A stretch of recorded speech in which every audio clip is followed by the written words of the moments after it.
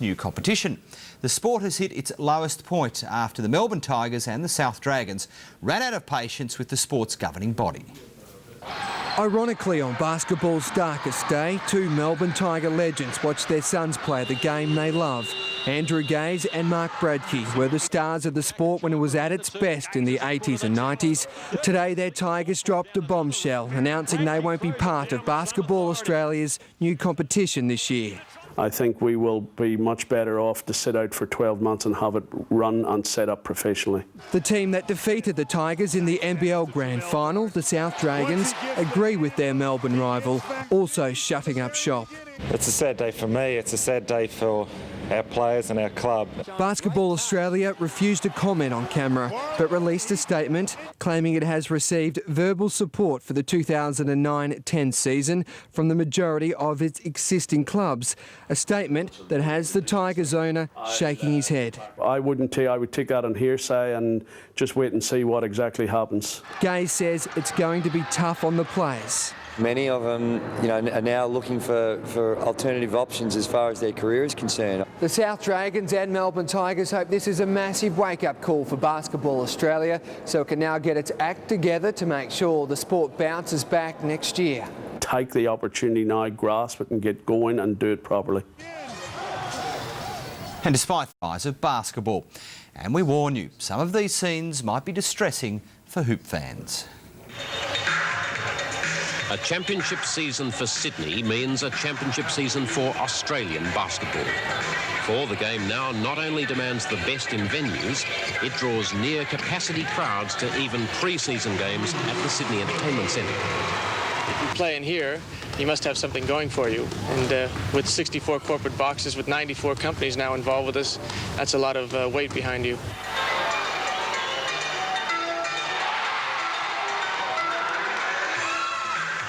Most agree basketball's popularity got a kick-start with the advent of top-notch American imports.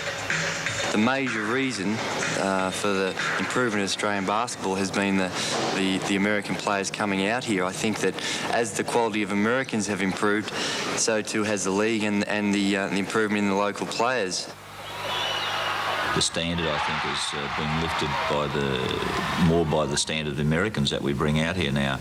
I remember 6-7 years ago, the Americans we brought out these days would not get a run. Don't get on each other's ass about anything. You played your ass off. Finish up tough. Brian Goorjian of the Melbourne Spectres is one of the burgeoning band of Americans who came to play but decided to stay.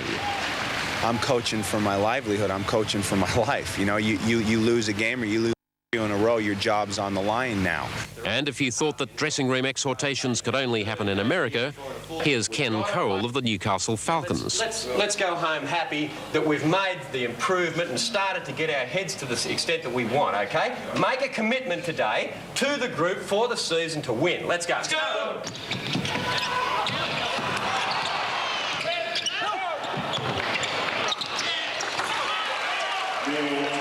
Cole's soul talk worked for Newcastle, with the Falcons beating the favoured Kings by 2 points.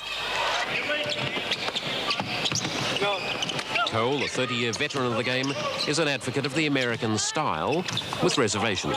There are a lot of new people involved in the game, and they do have a little bit of a tendency to go overboard with entertainment at times, and you almost feel like you've got to say to people, we're here to play basketball.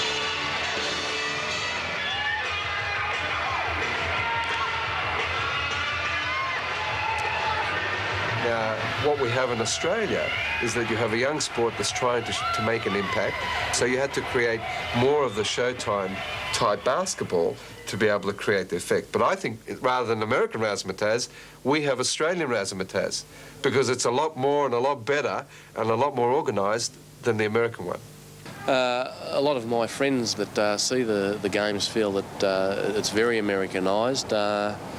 I suppose we're losing a little bit of our character and a little bit of our heritage there, but really with basketball, it is an American game and we've got nothing to draw on it anyway.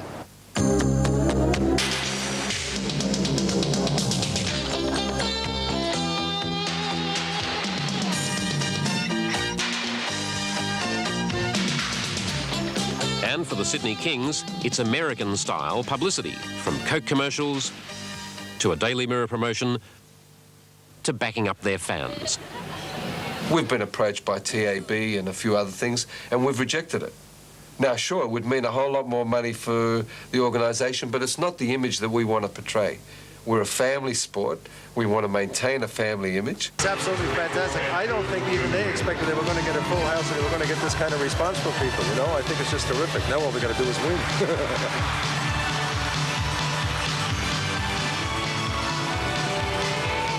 And win they did in the most spectacular fashion with only seconds left on the clock.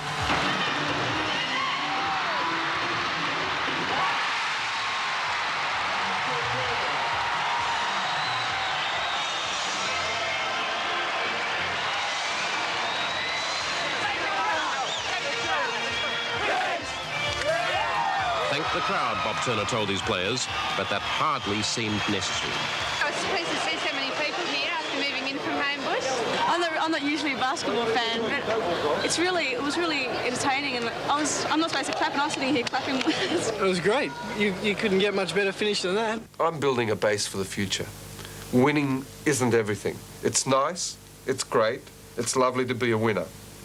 You do get peripheral people when you're a winner, but I think the type of loyalty we're getting is going to become traditional, and that's more important to me, much more lasting.